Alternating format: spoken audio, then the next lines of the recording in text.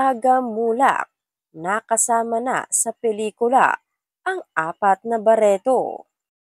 Si Julia Barreto nagulat nang malamang naging kapareha rin ng inang si Marjorie Barreto, si Aga Mulak.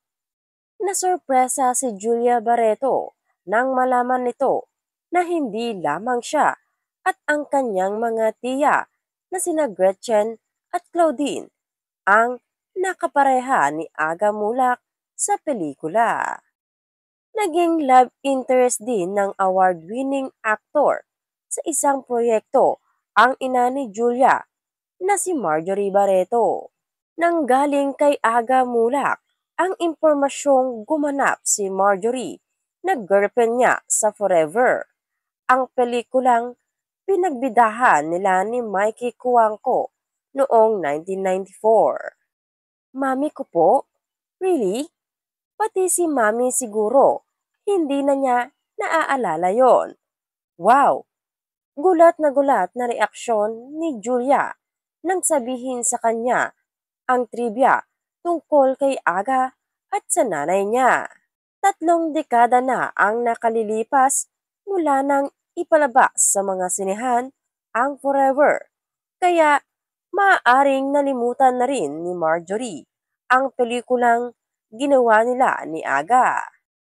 Mauunawaan na walang kaalam-alam si Julia sa mga nakaraang proyekto ng kanyang ina dahil 1994 nang gawin nito ang Forever at hindi pa siya isinisilang noon.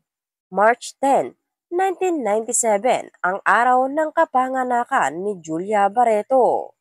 Si Julia Barreto ang leading lady ni Aga Mulak sa Ikaw Pa Rin Ang Pipiliin Ko. Aspiring member ng isang choral group ang karakter na ginampanan niya sa pelikula na mapapanood sa mga sinehan simula sa February 7, 2024. Nagpakatotoo si Julia nang aminin nitong hindi siya mahusay na singer, kaya sa tulong ng isang vocal coach, pinag-aralan niyang kumanta. I really don't sing, but one of the best thing that I was able to do, I was able to work closely with a singing coach, which is now a part of me for the rest of my life. I mean, not being a singer.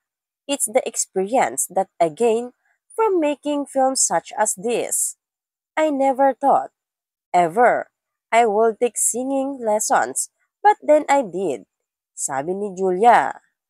Nabigyan ng pagkakataon ang young actress na awitin ang mga timeless composition ni George Canseco. Nang itanong ang komposisyon ni Canseco na naging personal na paborito niya, ang Gaano Kadalas Ang Minsan, 1984, ang sagot ni Julia. Ang ganda talaga ng lahat ng mga kanta ni Canseco. But ang nag-stay talaga sa akin even after shooting was Gaano Kadalas Ang Minsan.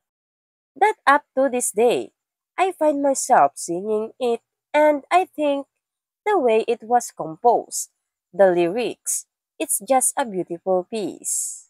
Kahit iginiit ni Julia na hindi siya marunong kumanta, iba ang napanood sa official trailer ng Ikaw Pa Rin Ang Pipiliin Ko dahil sa magandang timbre ng kanyang boses.